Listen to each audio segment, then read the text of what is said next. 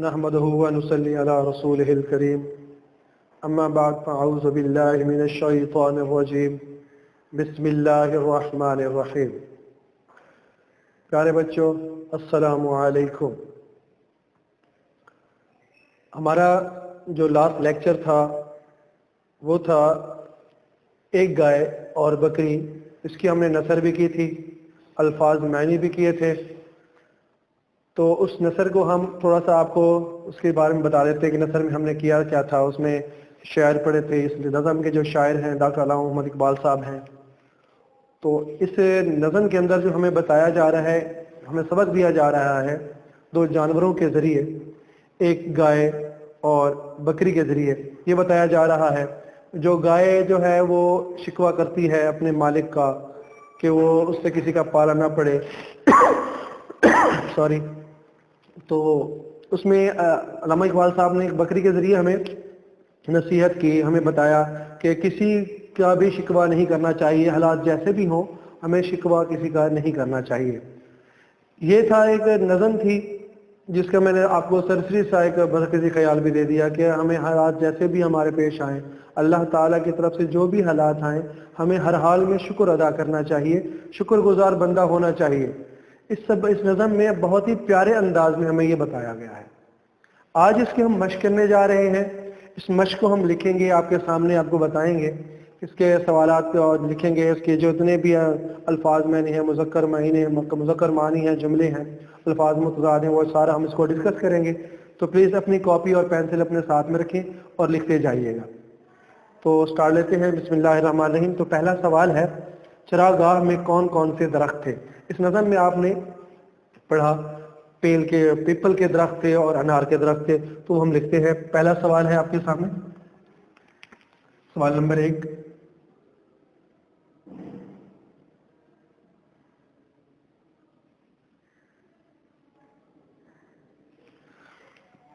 चरागाह की नज़म में चरागाह ऐसे लिखा जाता है, लेकिन वैसे अगर देखें चरागाह ये होता है। ये मैं ब्रैकेट में आपको लिख देता हूं, इसका मतलब ये चरागाह। चरागाह में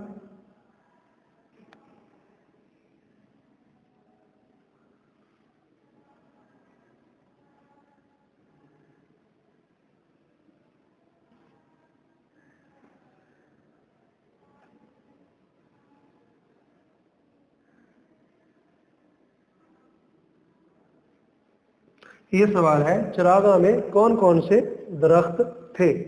तो इसका सिंपल सा जवाब है, उनके नाम लिख देंगे। वो लिखने जा रहा हूं, देखिएगा कैसे लिख रहे हैं, याद भी करते जाइएगा। बहुत सादा जवाब लिखेंगे, आसान से लिखेंगे। तो हम ऐसे इसको लिखेंगे, चरागाह में अनार और पीपल के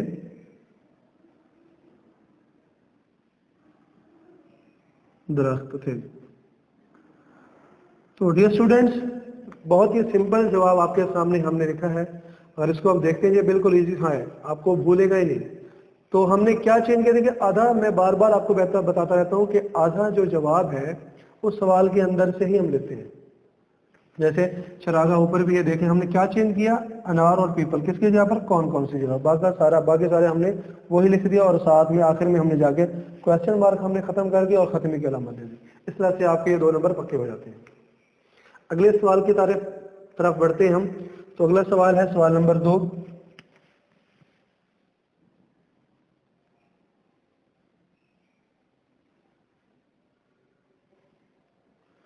तो सवाल है, बकरी चरते चरते कहां आ निकली?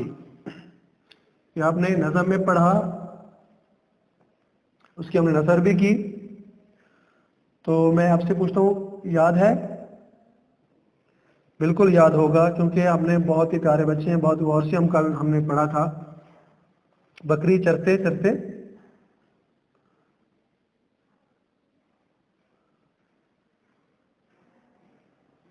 कहां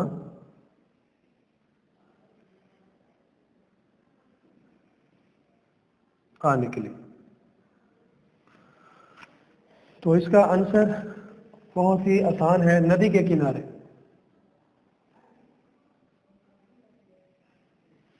कहाँ निकली? नदी के पास आ गई। ठीक है, बकरी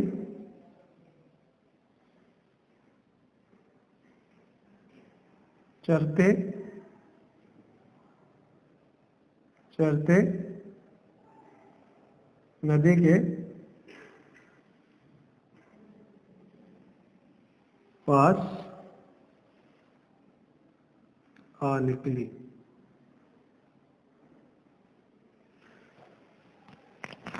डियर स्टूडेंट्स, दूसरा सवाल, बकरी चरते चरते कहाँ आ निकली? तो इसका बहुत ही आसान सा और सादा सा जवाब है, बकरी चरते चरते नदी के पास आ निकली। ठीक है, तो नेक्स्ट क्वेश्चन की तरफ मूव करते हैं, बढ़ते हैं। तो नेक्स्ट क्वेश्चन है हमारे पास, अगला सवाल है हमारे पास, सवाल नंबर ये 3 होगा। बकरी ने गाय को देखकर सबसे पहले क्या किया? बकरी ने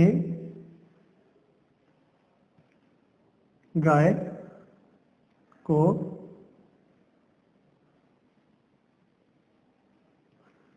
देखकर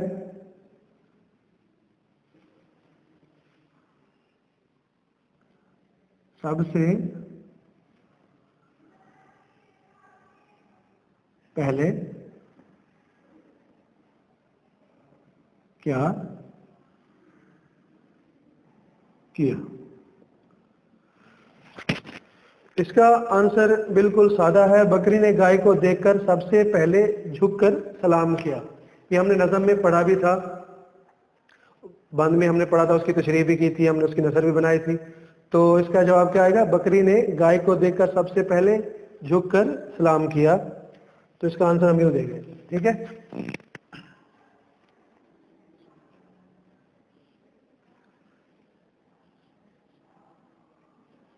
बकरी ने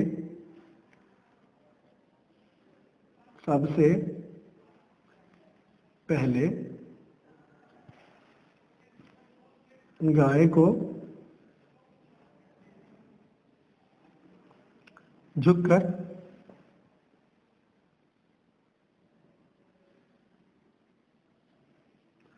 सलाम किया। ये इसका आंसर है। तीसरा सवाल है, बकरी ने गाय को देखकर सबसे पहले क्या किया? सॉरी, बकरी ने सबसे पहले गाय को देखकर, सबसे पहले गाय को झुककर सॉरी यहाँ पर मिस्टेक है, वो मैं आपके सामने, झुककर सलाम किया। अगले सवाल की तरफ बढ़ते हैं। इस नज़म से हमें क्या सबक मिलता है? ये बहुत ही अहम सवाल है इस उन्वान का, इस टॉपिक का, एक गाय और बकरी। तो ये बहुत अहम है, इसको हमने याद रखना है। तो इसका हम जवाब लिखेंगे, सवाल से पहले लिख लेते हैं। सवाल नंबर 4 है ये।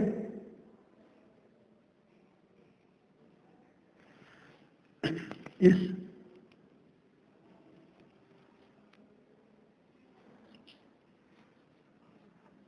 नज़म से हमें क्या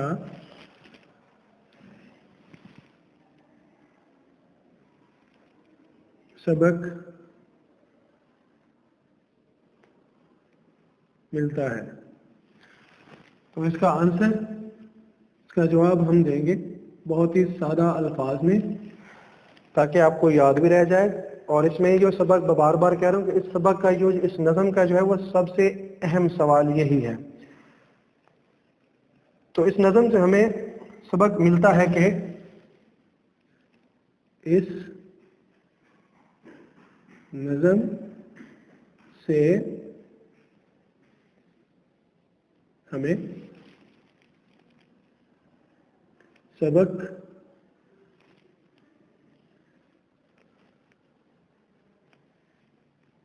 मिलता है कि हमें दूसरों की बुराई नहीं करनी चाहिए, हमें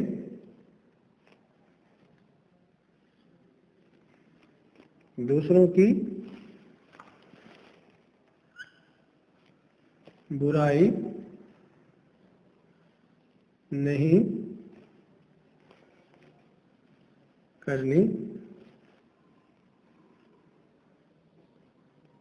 चाहिए और दूसरों का बुरा नहीं सोचना चाहिए, और दूसरों का बुरा नहीं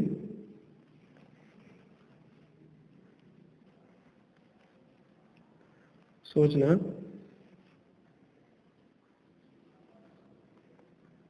चाहिए। ये दो मैंने जुमलों के अंदर इसका जवाब दे दिया है। इस नज़म से हमें क्या सबक मिलता है? इस नज़म से हमें सबक मिलता है कि हमें दूसरों की बुराई नहीं करनी चाहिए और दूसरों का बुरा नहीं सोचना चाहिए। समझ लगी मेरा प्यारा बेटा? तो ये बहुत ही आसान अल्फाज के अंदर मैंने इसका आपको जवाब दिया है ताकि आपको याद हो जाए। अगले सवाल की जाने बढ़ते हैं और ये सबक इस उन्वान का जो है, इस नज़म का जो है आखिरी सवाल है, वो लिखने जा रहा हूं मैं। सवाल नंबर ये 5 है।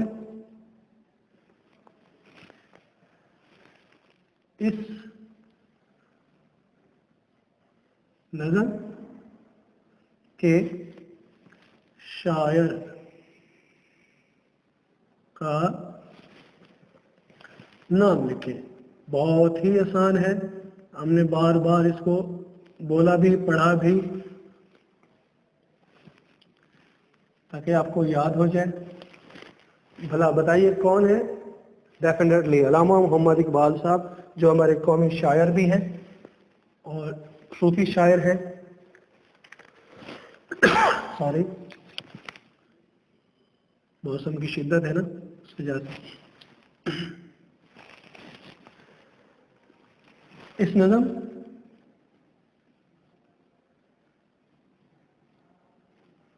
के शायर का नाम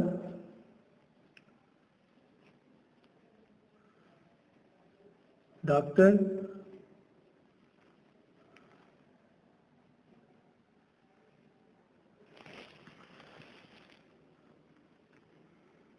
अल्लामा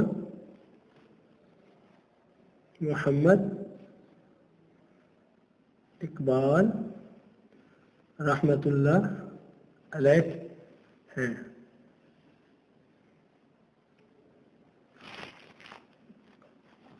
का नाम अल्लामा मोहम्मद इकबाल, सॉरी, इस नज़म के शायर का नाम डॉक्टर अल्लामा मोहम्मद इकबाल रहमतुल्लाह अलैह है। ठीक है प्यारे बच्चों, हम अगले सवाल की तरफ बढ़ते हैं।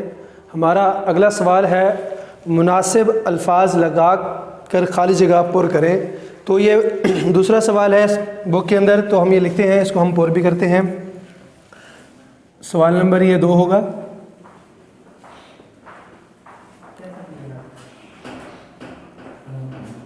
मुनासिब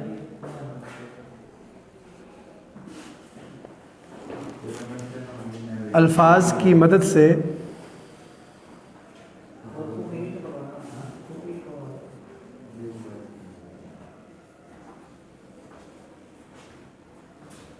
खाली जगह पुर करें।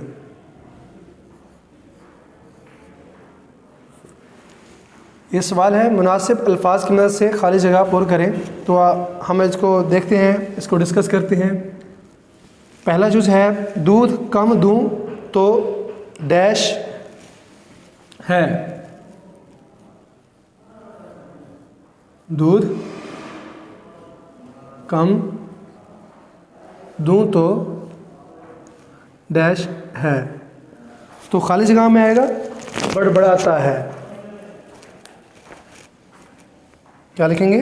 बड़बड़ाता है।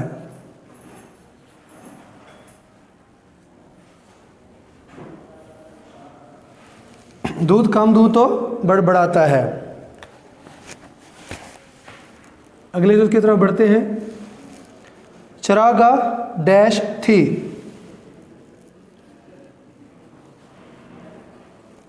चरागाह डैश थी। इसमें आएगा चरागाह हरी भरी थी। हरी भरी थी। प्यारे बच्चों आगे बढ़ते हैं। तीसरा जुज़ है इसमें। तीसरा जुज़ है मेरे अल्लाह तेरी डैश। मेरे अल्लाह तेरी डैश है। तो यहाँ पे आएगा दुहाई। मेरे अल्लाह तेरी दुहाई है।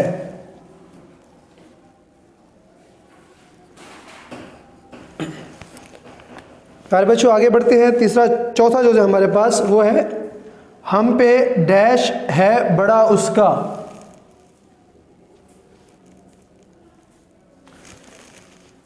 हम पे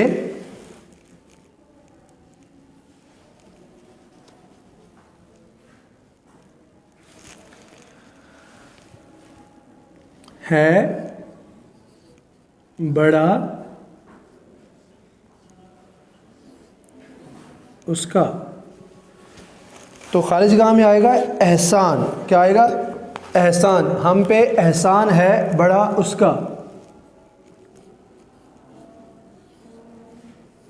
हम पे एहसान है बड़ा उसका। आगे बढ़ते हैं। ये खाली जगह 5 है। नंबर 5 पे हम यहाँ पर लिखेंगे हम ऐसी खुशियाँ हमें डैश कहाँ। क्या आएगा? ऐसी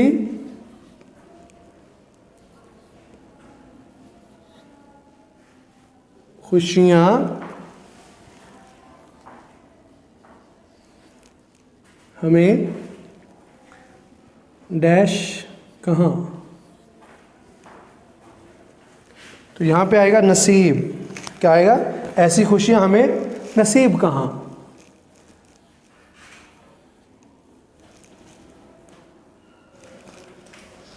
ये 5 खाली जगह थी आपके सामने। मैंने आपको इसको लिख भी दिया, प्लीज़ देखिएगा गौर से।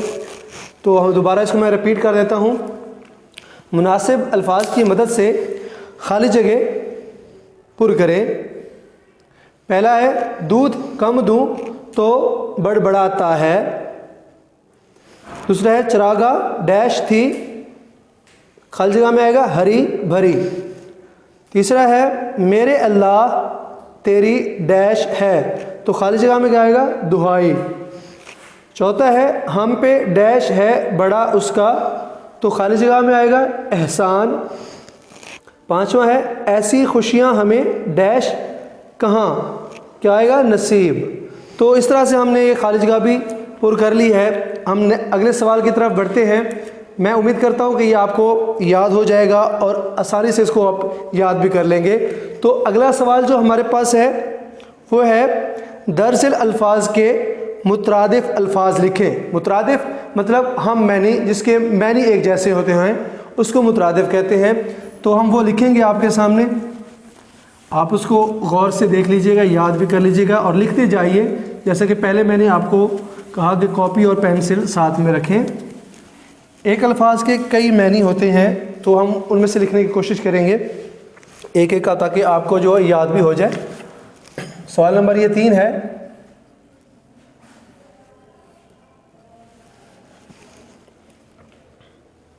सवाल नंबर 3 है दरअसल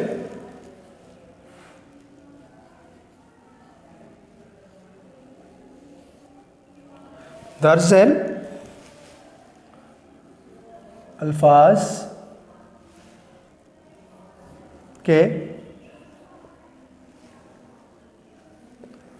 मुतरादिफ अल्फाज लिखिए।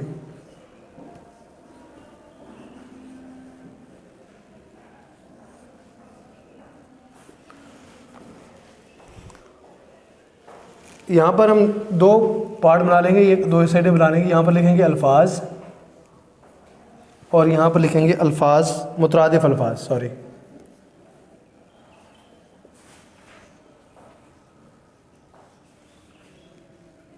यहाँ पे आपने लाइन लगा लेनी है स्केल के ज़रिए, पैमाने के ज़रिए, ताकि खूबसूरत दिखाई दे। अल्फाज आप लिख लें ब्लैक से, काले पॉइंटर से, और उसके जो मुतरादिफ अल्फाज हैं वो ब्लू से लिख लें। पहला लफ्ज़ है दरख्त, इसको आप पेड़ भी लिख सकते हैं, शजर भी कह सकते हैं। इसका मुतरादिफ जो है वो यहाँ पर हम लिखते हैं पेड़।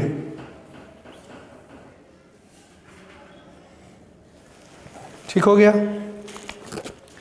पेड़। नेक्स्ट है हमारे पास सदाएं, सदाएं आवाज़ें। इसका मुतरादिफ अल्फाज क्या होगा? आवाज़ें।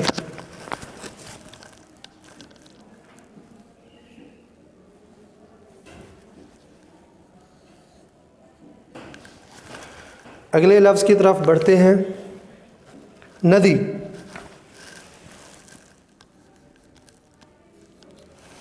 इसका हमने मुतरादिफ लिखा है नहर, वो भी पानी का है, छोटी सी एक नहर होती है, इसको हम नहर लिख सकते हैं, नहर, नदी, नहर।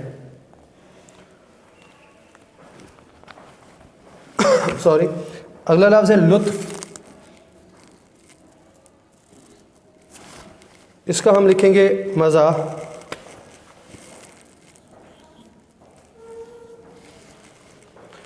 और जो हमारे पास आखिरी लफ्ज़ है वो है गिला।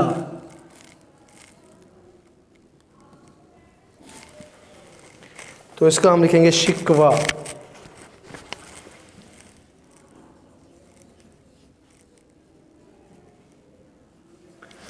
डियर स्टूडेंट्स, ये 5 अल्फाज हैं जिनकी हमने मुतरादिफ आपके सामने लिख दिए। दोबारा मैं इसको एक बार बाद दोहरा देता हूँ, रिपीट कर देता हूँ। पहला जो लफ्ज़ है वो है दरख्त, और इसका मुतरादिफ अल्फाज हम लिखा पेड़, शजर भी वैसे लिख सकते हैं आप। दूसरा है सदाएं, उसका मुतरादिफ हमने लिखा आवाज़ें। तीसरा लफ्ज़ है नदी, इसका मुतरादिफ हमने लिखा नहर। चौथा हमने लिखा लुत्फ़, और इसका जो हमने मुतरादिफ लफ्ज़ लिखा है वो है मज़ा। पाँचवा लिखा हमने गिला, तो इसका हमने मुतरादिफ लिखा है शिकवा। तो ये 5 अल्फाज हैं जिनके हमने मुतरादिफ लिखे हैं। आगे हम अगले सवाल की तरफ बढ़ते हैं। अगला सवाल हमारे पास है अल्फाज के मुतज़ाद लिखिए।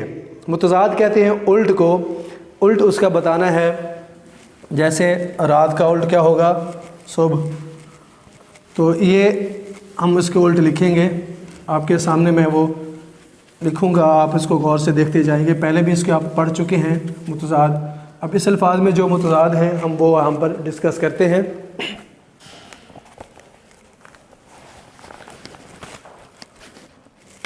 ये सवाल नंबर आपके पास 4 है। इन अल्फाज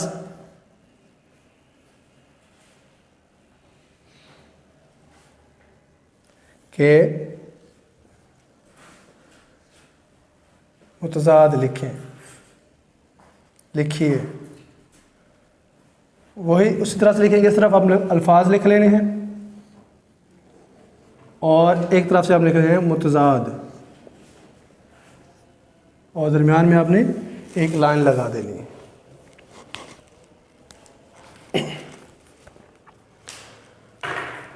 पहला लफ्ज़ है बहार।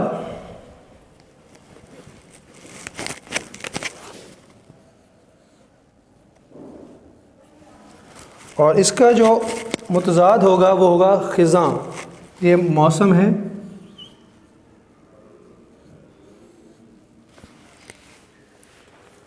बहार का क्या होगा? मुतज़ाद ख़िज़ां। नेक्स्ट है हमारे पास दुबली।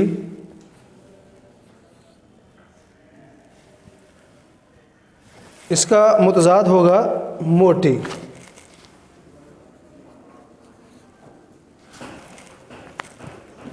नेक्स्ट है भला, और इसका जो मुतज़ाद आएगा बुरा।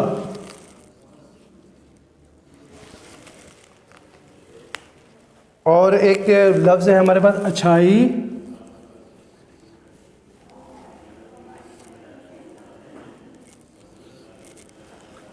इसका मुतज़ाद आएगा बुराई।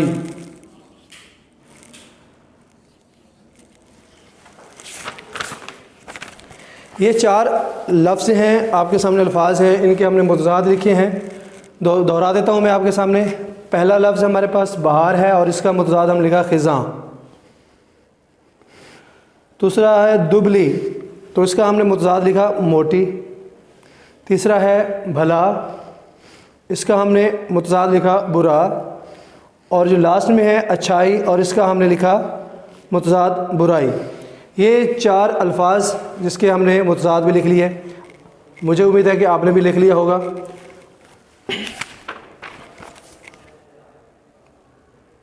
नेक्स्ट सवाल की तरफ बढ़ते हैं। इस नज़म के अंदर 3 लफ्ज़ ऐसे हैं जो मुहावरे के तौर पर इस्तेमाल होते हैं। उनके अल्फाज लिखते हैं, वो अल्फाज लिखते हैं, मुहावरे लिखते हैं, उसके मैन लिखते हैं। ये सवाल नंबर 5 है।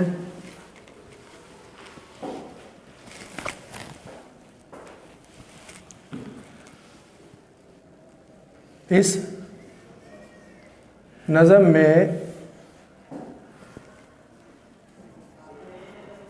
मुहावरे भी इस्तेमाल हुए हैं,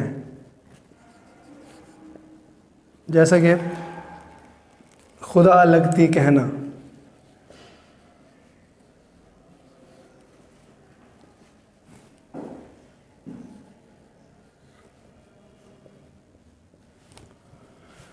इसका मतलब है सच्ची बात कहना।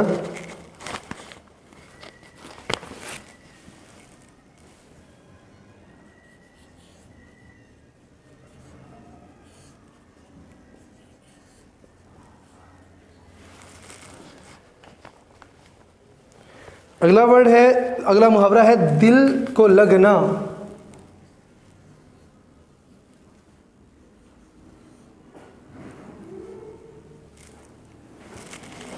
तो इसका मतलब है पसंद आना।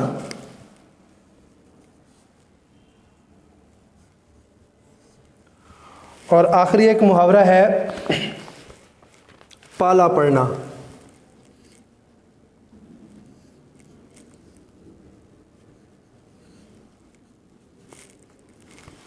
तो इसका मतलब है वास्ता पढ़ना।